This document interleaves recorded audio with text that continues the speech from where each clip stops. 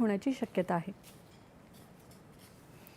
भारतीय रिझर्व्ह बँकेनं बँकांना सीमापार व्यवहारांची गती वाढवण्यासाठी सांगितलंय। या संदर्भात रिझर्व्ह बँकेनं मार्गदर्शक सूचना दिल्यात।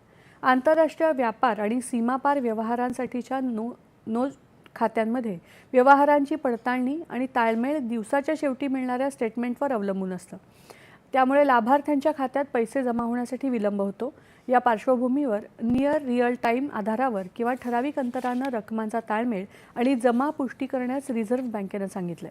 बँकांनी परकीय चलनाच्या बाजारात कामकाजाच्या वेळेत प्राप्त झालेले इन्व्हर्ट पेमेंट त्याच कामकाजाच्या दिवशी लाभार्थ्याच्या खात्यात जमा करण्याचा प्रयत्न करावा, तर बाजाराची वेळ संपल्यानंतर प्राप्त झालेले व्यवहार पुढील कामकाजाच्या दिवशी जमा करावेत, असं रिझर्व्ह बँकेनं म्हटलंय।